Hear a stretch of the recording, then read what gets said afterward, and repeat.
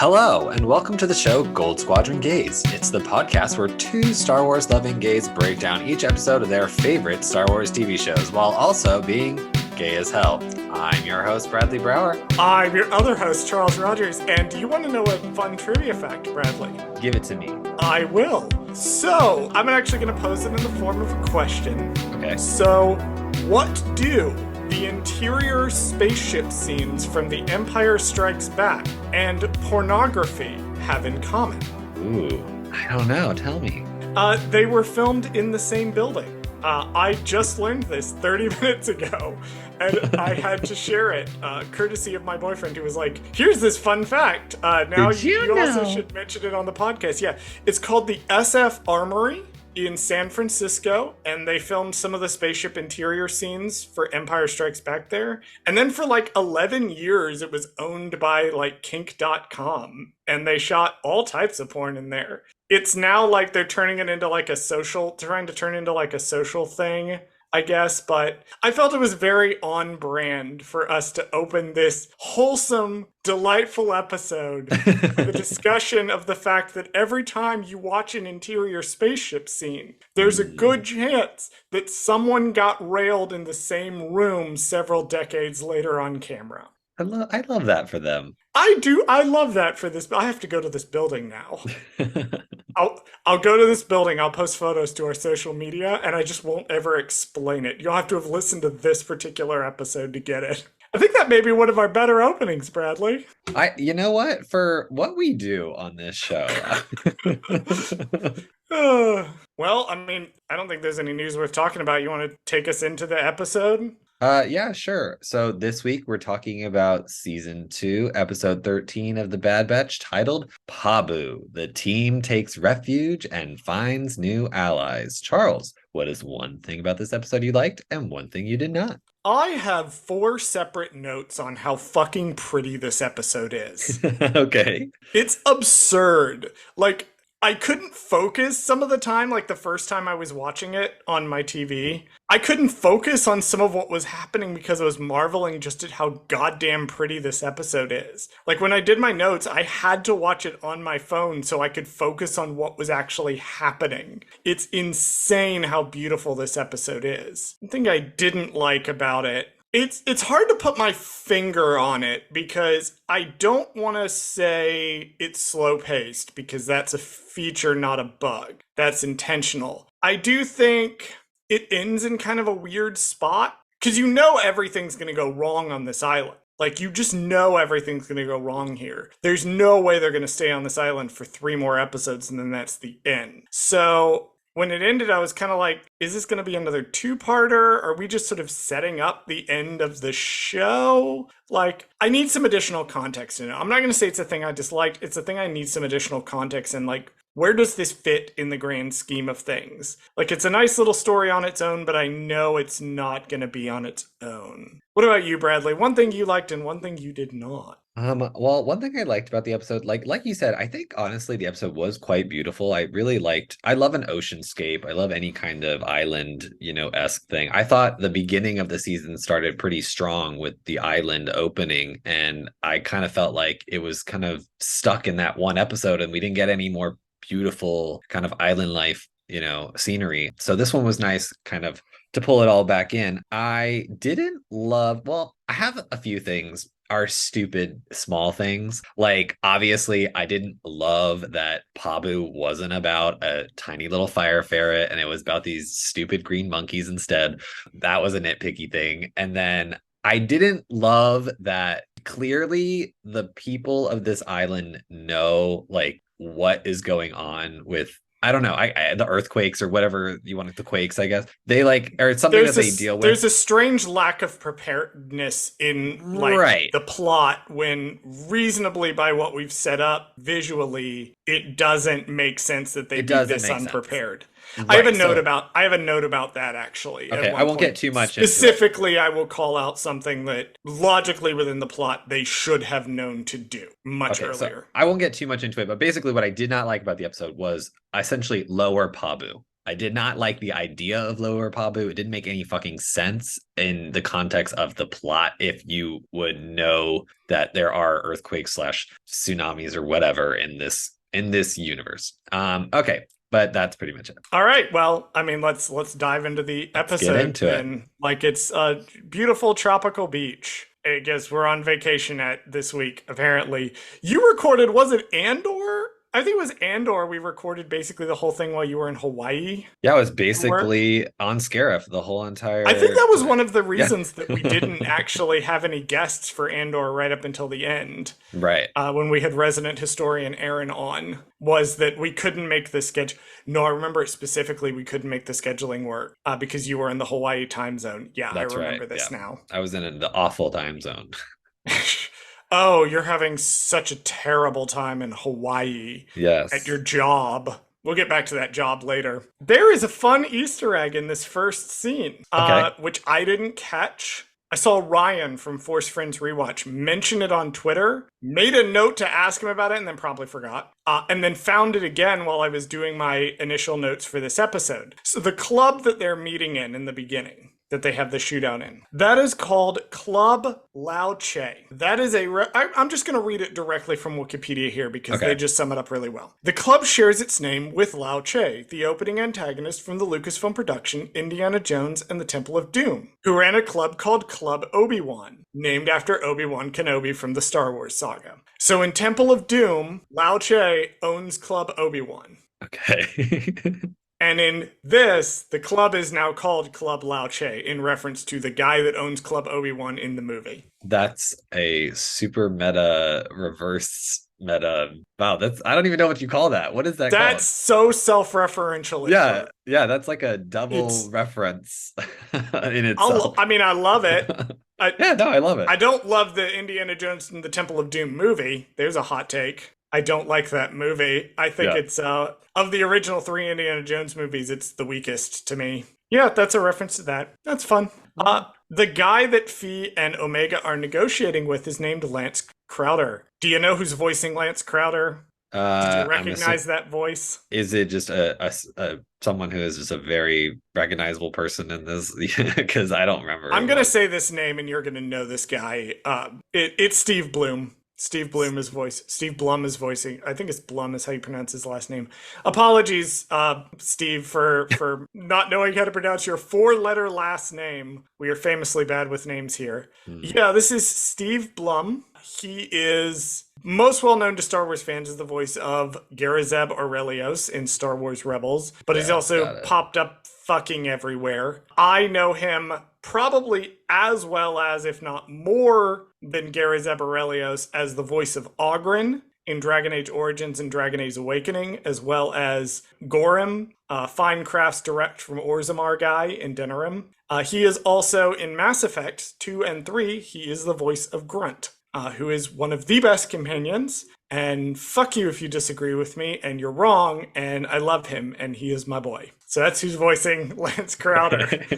He's just a voice acting mainstay. He has Gotcha. 850 voice acting credits. Love that for him. The man's a you name a thing, the man has been in the thing. So, not to segue or not to get off track for a second, but Oh do please, I we have very few notes on this. just because I love to do that. So he's the voice of Zeb. So theoretically, is he going to be the voice of Zeb in Ahsoka? Wink, wink, nudge, nudge. We don't. So Zeb is one of the ones. I'm not going to go too deep into like rumors and speculation, all that, because Bradley, just you specifically avoid this. But I've not heard anything about Zeb being in Ahsoka. Isn't that weird? Like That every is a other little Rebel bit weird. character, but not this one.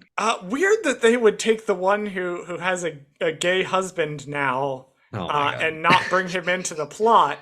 Looking at you, Dave. Why are you removing the gay ones from the plot, Dave? What are you doing here? Where are Zeb and Callus, Dave? Don't get me wrong. I'm really happy to see Chopper and Sabine and Ezra, but where are Right. Zeb and Callus, Dave? Of course. You can't Where are have they? Rebels reunion without Exactly. I'm just saying it's weird. It's weird is all. Yeah, it is Yeah, weird. I've been scrolling through his credits for the entire time we've been having this conversation, and I am only down to 2015. So that Hmm. gives you an idea of just how much stuff this man has been in. And yeah, he's been in other Star Wars things. Mainly, he's a lot of voices in Star Wars: The Old Republic. So there you go. Did that little artifact look like a raw share tree to you? Because it kind of looked like a raw share tree to me. Don't know what that is. It's the Wookiee tree. Okay, Looks like the Wookiee tree. got it. It just to me it looked like a bad ceramic tree. So I was like, oh, okay. Okay, well, I don't know if the bad ceramic tree is supposed to be the Wookiee tree on Kashyyyk, Got it. but that's what it looked like to me. I also Mhm. thought it maybe kind of looked like the one on the island that we'll get to later, but that was my first thought when I saw it. But we don't have time to dwell on that because they try to poison Fee. It doesn't work. And what do they pull out, Bradley? What comes Uh, slithering out? it's the same little centipede that tried to kill Padme one time. It's the little centipede from your favorite Star Wars movie Yes, that it I really is. grudgingly acknowledge. What are Yeah, these what are they called? they are called Cohoon. Cohoons. Okay. They are Cohoons. Love them. They release one to go and zap her. Yeah, they're the same ones from Attack of the Clones. I Uh, I, I love them. I love them. the ones that make no sense because like your droid is right up at the window and has like carved a hole in the window that like with a clear angle down to the bed. Just shoot her. Yeah, it doesn't Just the shoot her.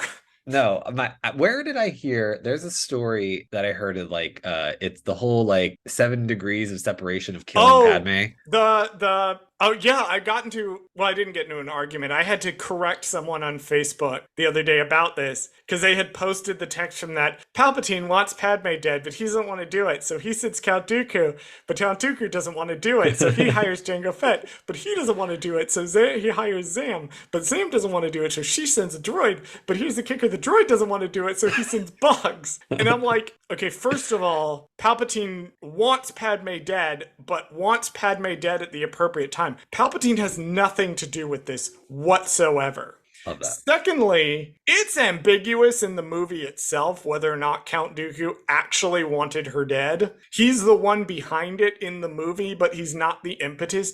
He's doing it for the guy that everyone forgot is actually the one that's responsible for the assassination attempts in the movie, and it's Newt Gunray. Newt Mm, Gunray's like, I will join the separatists if you kill Padme. And Duke is right. like, fine. Like, in the deleted scenes for the movie, which are still, I think, canonical, he basically goes to her and is like, hey, like, we'll let you go. You just have to get Naboo to join the separatists. And she's like, eat shit. And he's like, okay, get to go into the arena now. Loves it. Yes, but the problem with being Facebook friends with me is I now have access to correct all your Star Wars memes when they're wrong. I Uh, just find it funny. those of you who are in the Divas podcast Discord with me, imagine that, but even worse.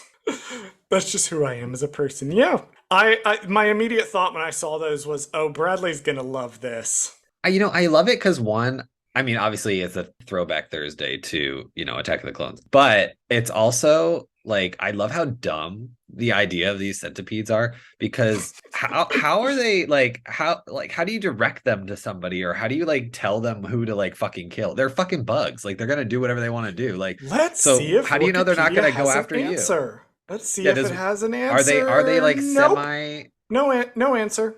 No, okay. absolutely no answer It as to says how they non-sentient, managed. so yeah. Okay. Well, They're that's pack stupid. hunters and I don't know. Okay. Well, again, Eh, dumb as fuck, but I love Dumb as fuck. It's very Star them. Wars. Yeah, very It's Star very Wars. very cool, but don't stop to think about it. Absolutely.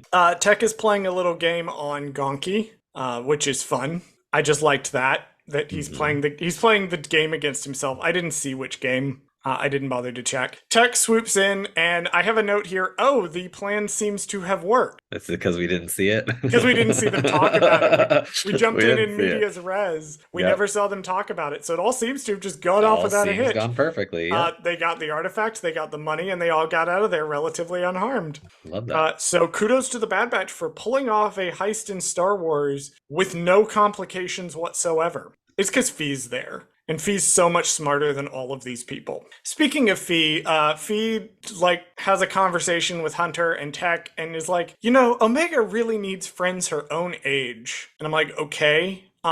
Where are Hera and Gunji? Yeah, because we've already met people her own age, so We've we met know like people her age. Is she just not talking to them? Can Omega not answer a text message? Is that what this is? I guess so, because they're technically still in hiding, I guess. So she doesn't have like a secret Facebook that she can like She send them gave messages them or something. she gave both Gunji and well, she definitely gave Hera her private comm frequency. And Oh, okay. then she probably gives it to Gunji, I think. It Yeah, maybe, but clearly spends enough time on there that on Kashyyyk that she learns how to meditate from him. So I don't know why she's just not communicating with these other people she's met. But okay, I was hoping to see Hera Syndulla again, but I guess not. guess not. Fuck me, in my expectations, I guess. So my next note is lol, they ghosted Sid. We definitely saw this coming. I just love that they've kind of essentially traded Sid in for Fee because they're clearly helping Fee. They like Fee, and they're like, "Hey, like we'll just help you once in a while." And then she's like, "Wait, y'all not talking to Sid anymore? Oh, is Wait, there whoa, whoa, drama? whoa!" Is there Right? She's like, drama that I didn't know about? The fuck? "Right." Excuse me? Okay, this is juicy. Let's go in on this. Hmm. Hmm. I do love that they just straight up ghosted Sid. Because Absolutely. And all I like how Fee is talking about how she's like, y'all, you do not cut ties with Sid. Like that is not what you do because Sid cuts ties with you. You don't cut ties uh-huh. with Sid, you know? I've heard some speculation that next episode we might see the ramifications of this. Yeah, I was feeling that from especially since literally what she says is Sid is a useful ally, not someone you want to cross. So, i.e., they have just crossed her essentially. Yep. And so, therefore, she's going to not necessarily turn them in, but essentially give away the fact that they're around or tell somebody about them or some kind of way to hunt them down, I guess. I have a different theory. Okay. I think the Empire is going to track the Bad Batch back to Sid. Hmm. I think they're going to show up at her bar and they are going to tell her, give them up, tell us what you know about them. And she's going to say no. And she's going to get killed. I love that you think that Sid is that redeemable. I think she's gonna have that moment of being Mhm. like, I am gonna stick out my neck for them, and then Mhm. she gets shot by Crosshair. Love that journey that you think is going to happen. However, Look, I think I Sid want will to die. I just believe. don't know that I it'll want to be believe like in in the Sid, best way. okay? I want to believe in Sid. I need to hold on to this for this. No, something bad is gonna happen next week. I can feel Yeah, it in my for sure, for sure. bones. This episode was way too fucking saccharine for things to not go completely fucking dark. My next note, which I will quote verbatim: "Holy fuck, this animation is so pretty." Is when they first arrive at Pabu, the island. Hmm. Several notes here about how good fucking pretty this place is. We are introduced to where Fee's storing artifacts. It's a place called the Archeum. I only have note down here the note that name rules. I assume we'll Hmm. see more of the Archeum as time goes on. Now that they've seeded it. Yeah, I was gonna say I think that that's a it's like a lead in for like, oh, here's the place where all artifacts are stored or all like rare treasures. And so now in other media, they can be like, oh, we went here. Oh, we're gonna go there to go get that magic book or whatever, you know. You know who'd fucking lose their mind in this place? Dr. Shelley Leona Afra. I'm there. Maybe that's how they introduce her, you know, and she's like breaking in and trying to steal some treasure or something. I don't know. Absolutely. That's what needs to happen. I'm feeling it. She just needs to roll up while they're off doing the plot. She just kind of sneaks in and steals artifacts and sells them for money because Chelly Afra is not a good person. She is a bad person. And I love that. I love her journey. She's She's delightful. Speaking of things that are less delightful, it is time for Whose Goddamn White Baby Is That? The part of the show where I, a white person, tells you how, after watching it on my HD TV in the dark, how white these people are. And we're back to doing basically okay. Okay. Like I looked at them and I was like, it kind of a mixed bag on this one. Yeah. Because on the one hand, when they're in the direct sunlight, really only Tech looks like to me. Right. I was like, Tech stands out as being several skin tones lighter than the others. Hunter, it's hard to tell just because most of his face is tattoo. Now, I will say that when they are next to people who are closer to what really should be their skin tone, it's a little jarring how light they are. But because I think Shep is a little closer to the skin tone they should be if they're going to match Tamura Morrison more closely. I had that same thought when I was watching and I was it, 'cause like, I was like, yeah, he looks like Tamura Morrison. y'all look fine if you squint, and Yeah. then Shep shows up and it's like, oh. That's kind of like what they should look like. Yeah. That's what you should look like, and you don't look like that, and that's issue. That doesn't And look it's good. funny because when you mentioned that, I also thought the same thing of Liana. I was like, oh, that's kind of what Omega should look like, even if you It's gave her closer. blonde hair. Yeah. Yeah, it's like, closer than what Omega is. Like, even with my episodes, and I'm like, yeah, they're looking pretty okay. Generally, for the ones besides Wrecker, I kind of have to squint to do that. Yeah. It's just, you're trying to fix them, but they're almost being too safe with the fixing, if that makes sense. Yeah, I feel like you were right, and they had to go back and fix some of these later in production. So they're like trying to tweak them as much as possible without but they don't want it to messing be, up. But they don't want to push it too far. And I'm like, So it's fine. Yeah, it's fine. It's fine, this episode. I give it a B minus. I'm going to give it a C plus. Okay, some of the same tech, thing, but okay. Some of the tech shots have him look real pale. I'm going to give him a C plus. It's not the same thing if you're my parents when I was in middle school. There's a very big difference between a C plus and a B minus. I actually was grounded for B minuses. That's so funny. Actually, where I went to school, it was like C plus B, or B minus, then B, then there was this weird B was at 1 point difference between this B minus and the C plus. American grading systems are fucked. Stupid. Just like the skin color of the Bad Batch in this show.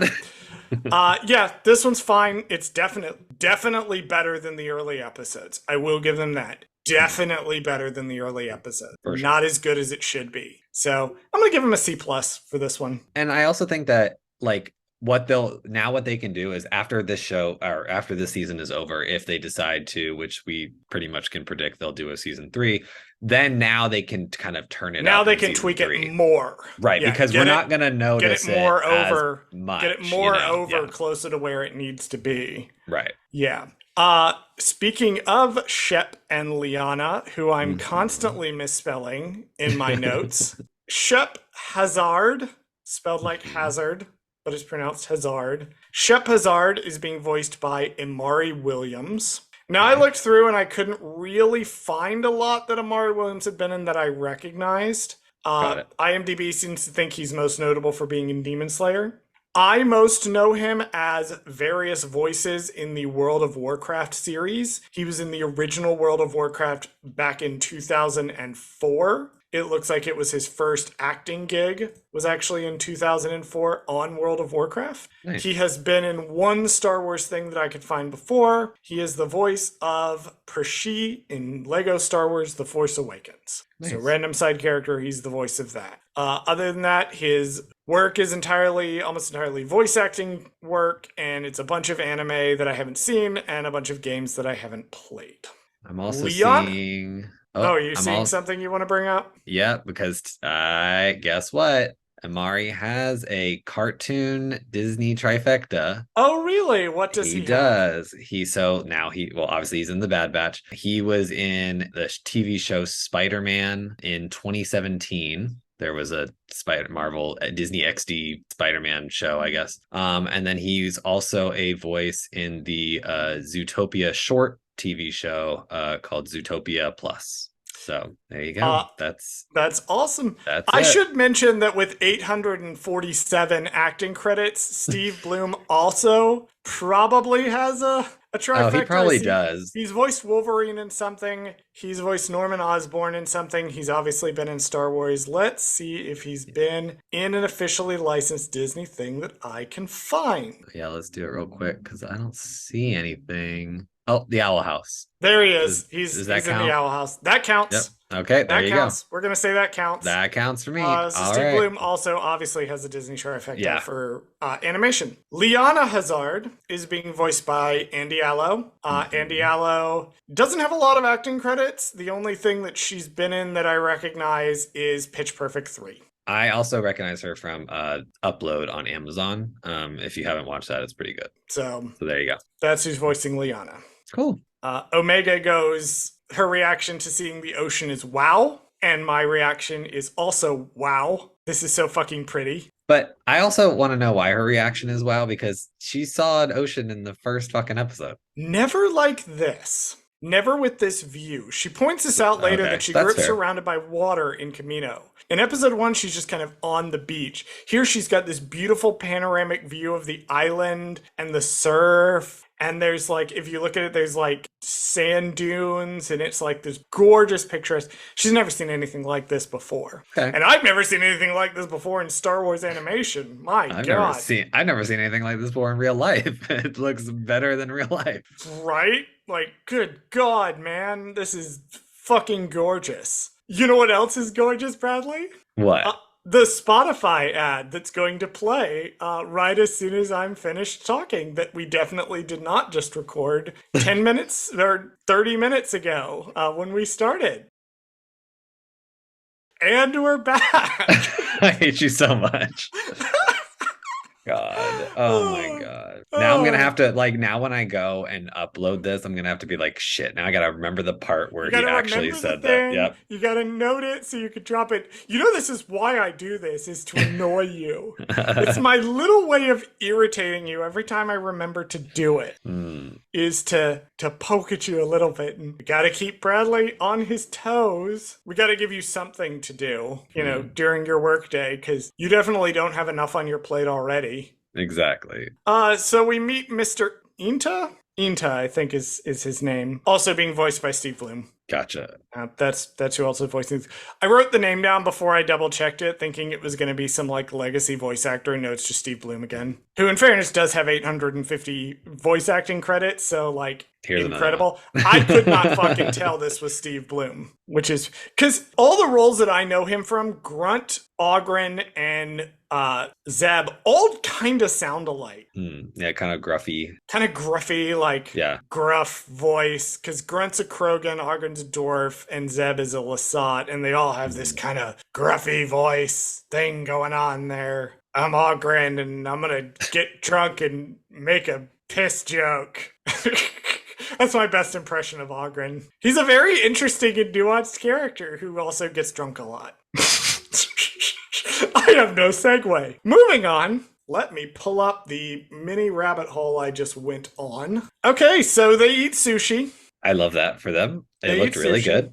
good. And my first thought was, is this the first time we've seen sushi in Star Wars? Oh, was it? And I double checked. As the thing Charles did not research before we started recording, I had to race off and double check it. And sushi is already canon. It has appeared one other time in the episode Senate Spy from the Clone Wars. Anakin and Padme have it for dinner. That's hot. I'm pretty sure right before she is asked to spy on Rush Clovis, or I think he asks her to do it in this episode. I know that later on he's going to get really mad and there's going to be some really fucking bad writing, and those episodes are actually going to be pretty terrible, despite containing all of the banking stuff, which is some of my favorite stuff. But yeah, the sushi is apparently what they're eating in the dinner scene that they have together in that episode. Oh, okay. And now it's here. We get full-on, beautiful rolled sushi. I mean, I guess it makes sense that they eat a lot of fish because they're surrounded by the ocean. They don't really have any other kind of forms of meat. It makes sense. Yeah, I mean, I guess so. Like, it makes sense. Anyway, Tech makes a joke which is really weird. But it like goes to show that like Tech is more comfortable now Hmm. because he's actually making a joke. So I think that's pretty neat that Tech and all of them seem comfortable. And there's multiple instances where they just seem really comfortable on this island, which is really cool. I find it interesting that Omega, speaking of them being comfortable, Omega never really has been like at peace like this since the show started. I think that we've never, even the times we've seen her kind of laying low or like relaxing for a minute, it's never anything like this. Probably because of the monkeys. It's probably because of the monkeys. Well, it is the monkeys that clues them in on it. Right? Yeah, they're like, oh, she's never met a monkey before, so clearly.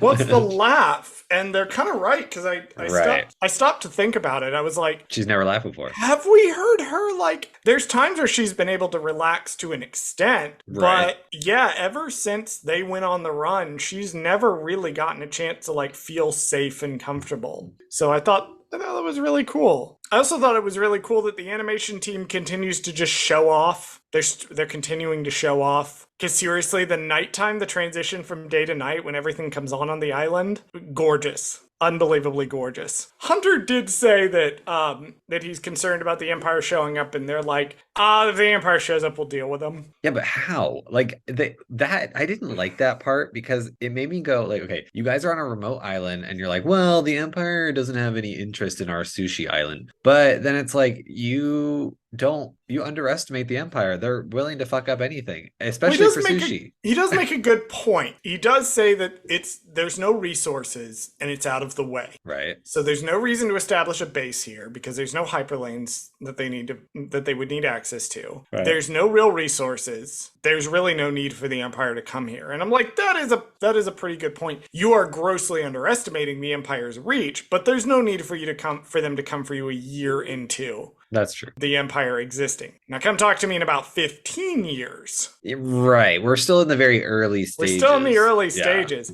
There's people like there was that governor back on Desix who thought that like genuinely thought that the Empire would leave her alone if she just did this one thing. And I'm like, I think you misunderstand what the word Empire means. Right. Speaking of Hunter, my next note is of course Hunter senses it first. Yeah. Because he has the keener superpowers, yeah. senses. So he's gonna. I like whenever Hunter gets to do his Hunter thing. I do like whenever they remember that he's supposed to be like super sensitive. Literally. Literally supposed to be super sensitive. Right. I do like that. But he senses something bad coming. He senses a sea surge. Now, I want to know why. Maybe it plays into the fact that in real life, tsunamis or whatever you never know when they're going to happen. It just kind of happens all of a sudden sometimes. You get a little warning, but we're going to talk about that. I want to know why, like, there's no setup for this, like, thing that happens. It just kind of seems to happen out of the blue. You know what I mean? He brings this up. It's for plot to happen because he's like, the early warning system should detect it. And then the early warning system doesn't, like, goes off right then. Right. Despite the fact that very clearly there was at least some warning because of the monkeys and everything went quiet. No, it's so plot can happen, essentially. Okay. Now, I did look to see if sea surges are an actual thing. And when I Googled sea surge, that did not pop up. However, a storm surge is a real thing. It is from the National Oceanic and Atmospheric Administration.gov. It is the abnormal rise in seawater level during a storm, measured as the height of the water above normal predicted astronomical tide. The surge is caused primarily by a storm's wind pushing waters ashore. So if this were a storm surge, it should not be happening I don't think it should be happening in like the clear skies like it currently is. It's when a storm comes in and the wind pushes all of the water onto the shore. This is a tsunami that happened. And we know this because the water starts receding, which is, in real life, what happens when a tsunami is about to happen. If you're on the beach and the water level suddenly drops drastically, get the fuck off that beach. Get as far away from that beach and to as high of ground as you possibly can. Run away. So that is accurate. It was a little unclear to me, like, what was causing this. Right. It just seems to be an earthquake, and then it's like, oh, now there's an earthquake, and then like I guess if there was the problem is if there was a fracture offshore or like a fissure that could have like Yeah. shifted between the plates, then it should have happened quite a wide ways out. Like for there to have been an earthquake on the island and then this thing pops, this wave has enough time to build this massive thing basically immediately. I'm no geologist and I'm no like plate tectonics specialist, but this doesn't seem right to me. I Like mean, I'm yeah, struggling to put together the level of events. This is what I'm like as a human person. This is what differentiates me from my other podcasters. This is what bothered me because I was like, wait a minute, how is that working exactly? It's like, oh, big wave, they get to do the thing. No, no, no, back up. Geologically, how is this happening? right. Like, is there a plate like offshore, but it's also close enough if the plate moves, you're getting an earthquake to herald the tsunami, which comes in really fast, which they do come in very, very fast once they actually get going. I'm not sure how much time there is between the water receding and the tsunami showing up in real life. Certainly don't use this episode as a guide, Right. but this is just who I am as a human person. I I'm guess my problem fundamentally with it broken. was just that he had mentioned he's like, "Oh yeah, we haven't had a problem in 3 decades." And it's Yeah, like, the 30 years, which they've built all of Lower Pabu in 30 years. and you didn't plan for And a sea surge? Like, you knew this was a thing. It was only 30 yeah. years ago. You're at least 30, my guy. So Like that, yeah, you at do least not look like you're in your 20s. You look like you're in at least your 30s. we're spending too much time on geology and tsunamis, but let's get to the actual tsunami. Yeah, so a tsunami comes in. I don't have a lot of notes for the rest of the episode, I'll be entirely honest, because it's mainly just, yeah, I mean, this is well directed, it's tense, it's exciting. Yeah. All the water here is just showing off because, you know, water is one of the most difficult things to animate. So they're As just we showing know. off. We do know, because people have said that water's very hard to get right. But they I got this one think right. I think fire is harder than water, but that's just me. Fire is also, I think, pretty hard to get right. I think water's harder to make move naturally. That's true. But I also feel like with fire, you're like, you know when fire is fake on TV. Like This you is just not a know. question. This is not a question for us. Right. Animation experts, at me on Twitter and let me know whether fire or water is harder to animate. The At real at you. Goldsquadrongays, settle this. There you Which go. one is harder to animate, water or fire? I'm gonna get like a million tags now. Anyway, long story long, they evacuate everybody Long story long, they and evacuate life's great. everybody. Right. This was what bothered me. I'm gonna. So there's a moment where and Tech are running up, and Tech's like, "Oh, they're not gonna make it in time," and Fee's like, "Well, why don't we deploy the emergency ladders?" Hold on. The Hold wooden on. emergency ladders. No, because this has been going on for several minutes. You've had time to evacuate basically all of Lower Pabu at this point. Why didn't you deploy these sooner? Why didn't the when the alarm Because goes off, it's they automatically deploy? well, they're rusted over. Oh, okay. Is why they do say they do explain why they didn't automatically deploy. They're rusted over. They have to be manually pried out. But Fee, if you knew these things are there, why did you not send someone to open them immediately? Like Yeah. you had these systems in place and then you didn't use them so we can have more dramatic tension. I don't know. That kind of bothered me a little bit, but I mean, it's one of those things where the episode overall is so good that Yeah, you don't some of really these notice things it didn't or really care. bother me. They only did because I'm a nitpicker. So yes, that did bother me that it took them way too long to deploy the ladders. Yeah. I also thought Shep was gonna die. I Mm. really thought he was gonna get taken out. Yeah, and like was he was gonna pleasantly sacrifice surprised that he was himself not. of some kind. So that was nice. Yeah. Those are literally like some of my only notes on this section. There's really like nothing else for Oh, that really? whole evacuation section. It was good. It Yeah, was it tense. was just I good. liked it. I liked that Omega was much more prepared compared to Liana, thanks to her time with the batch. All that was really nice. There was a debate a couple of weeks ago in the Divas podcast Discord that I don't think I participated in that much, but I was watching unfold as to how long a rotation is. Because earlier in the season they sort of implied that a rotation's like a day, like it's about a day, like a Coruscant standard day, or just a local day can also be a rotation. But now they're like, oh, it'll take several rotations to fix the damage. Hold on, it's only going to take you several days to fix the damage. You have people Ooh. weeping in each other's arms, and the implication is supposed to be that, oh, there's been all of this damage and these people have lost things, but the Bad Batch are going to stay and help. And the word you picked is the word for day, like it's going to be a couple of days. So rotation must be weak. But then why is Crosshair on Camino for like 5 months? He's an asshole. Because He then he's on gotta. there for 32 rotations. Oh, And it's 32 like, weeks? Oh, yeah, he's on that's there like not right. 32 weeks, and I'm like, you were on That there doesn't for seem right. 6 months? Yes, like 1 month makes Hold sense, but on. not Hold on. six. Yeah. 30 divided by 4. Fuck me. I literally do math as my day job. That is my literal job, is to do math. 30 divided by 4 is, I don't You have know, a cell phone? 7 or 8. Right. Yeah. Do you guys not have phone? Yeah, that's Like, what you all everybody's saying, have yelling at us right now. phones. They're like, "You don't have Do a you phone? You not can't just do type you it in real not have quick?" a phone? Um, It's 7.5. okay, but we're also implying that a week is 7 days in Star Wars as well. So Oh, for God's it sake. could be 8 days, it could be 4 days as a week. We don't I know. give up. Like, I give up. No, yeah, we're there's done. We're yeah, done. We're done. We're done. No. That was a great series finale to the Bad right. Batch. Yeah, I loved it. Fantastic. There are no more episodes. The rotation thing is annoying me so much. I feel it growing. Like I can feel it starting to claw out. Like if I don't put this aside and leave it alone, it will be another 5 minutes of what is a rotation. And I've already gotten so aggravated I just whacked my podcasting mic. So, how do you feel about the series finale of The Bad Batch just now? Like, what do you It think? was a great series finale.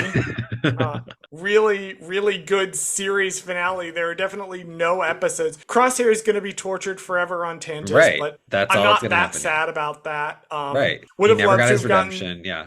Would have loved to have. He sort of got it, but like, yeah, that's a Not decent really though. end to the Yeah. story. Would have loved to get some closure on the Sid thing, but I kind of understand it why they didn't. And yeah, they just lived happily ever after on Happily ever Pabu, after. and nothing bad happened. The end.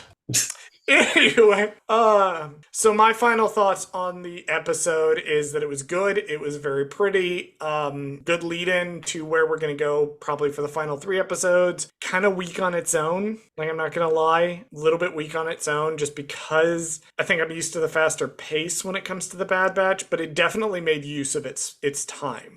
It didn't waste a single minute, so that was good. I liked it. It's a very lo-fi beats and chill episode. What about you, Bradley? Final thoughts? I have to agree with you. I think the beginning was pretty strong. Like it had a very nice, like fast-paced kind of opening and like this adventure that we're already in the middle of, you know. And then we kind of got a little bit more fee, which is always nice. I'll never complain about more fee. Yeah, overall, it was a solid episode. I think you're right. I think this is just leading. It essentially, like I've been saying, it's the calm before the finale, essentially, because literally, it's the finale's next. It's the next 3 episodes essentially, and the next one will probably be more of a lead-in to the actual finale, but it'll be setting up, you know, the really big stuff that's going to be happening. So I'm excited. Awesome. This is the way. This is the way. Is there one little reference to Mando in there? Well, I know I have pluggables. Bradley, do you want to plug something this week? Yeah, you always get to Feel plug your contractually obligated to to You plug get something? to always plug for Light and Dice. And you know what? I was feeling left out this week. So I decided, you know what? I'm going to plug something. So for those of you who don't know, we've talked about it before. Obviously, my day job is working in, you know, production. And I was working on a show last year called Queen's Court. I also do reality-based television for my jobs. So I wanted to plug that show. It just aired yesterday on Peacock as of recording. So for those of you who will hear this on Monday, it'll be a few days it'll have been on Peacock. I think the first 2 episodes are on Peacock right now. It's called Queen's Court. Now Featuring this is trashy reality television, this right? is this That's the is audience we're going for. hardcore. Yeah. So if you are Hardcore not trashy. into The Bachelor or like reality TV of any kind, don't This is watch for our this. Real This is Housewives girlies. Yes, if Yeah, you go love watch. Bravo, if you love all that shit, then this is for you, okay? I promise you, you'll love it. It's dramatic, it's crazy. Tamar Braxton, you're gonna love this shit, I promise. So if you're into all that stuff and you are a Bravo queen, please go watch Queen's Court on on Peacock. I had a lot of fun making it. We made it here in Atlanta. It was so much fun, and hopefully, season two. Let's go. Now, what series were we recording when you were working on this show, Bradley? Do you remember which one we were Ooh, doing? it was right before Hawaii, or it was like a month before Hawaii. So I don't think we were doing, I think we were still doing Tales of the Jedi. No. We did Tales of the Jedi after Andor, because I think you We did did. Hawaii You're and right. We Andor. did. Was that our in between when we were filling time in Maybe. I between don't even Obi-Wan and honestly. Andor? I Oh, don't maybe know. we were doing Obi-Wan. We might have been doing Obi-Wan. We might have been doing Obi-Wan. I don't know. Honestly, here's the thing. It doesn't matter. All Star Wars is good Star Wars. It all blends together to me. It all bleeds Um, together. that's right. Awesome. But go watch it. Go and watch Queen's Court. I will probably be watching it later, mostly so I could live text Bradley and make fun of him, which is what I do when we're not on air. And you can also, as mentioned, listen to me on For Light and Dice, the High Republic TTRPG podcast. We just recorded the finale of the second arc, and it all came together really well. That should be, at time of recording, that should be just starting, that play session should be just starting to air, provided everything is going smooth there. So keep an eye on For Light and Dice, and check out Queen's Court, now streaming on Peacock, and I guess we'll continue the shameless self-promotion by having Bradley run the socials. Thank you for listening to Gold Squadron Gays. Did Charles fuck something up? Send us a message at goldsquadrongays@gmail.com. Follow us on Twitter at Gold Squad Gays. Follow us on Instagram and TikTok at Gold Squadron Gays. Subscribe to us on YouTube at Gold Squadron Gays, where we post the podcast as well as exclusive content. Please join us next week and every week for more of Gold Squadron Gays.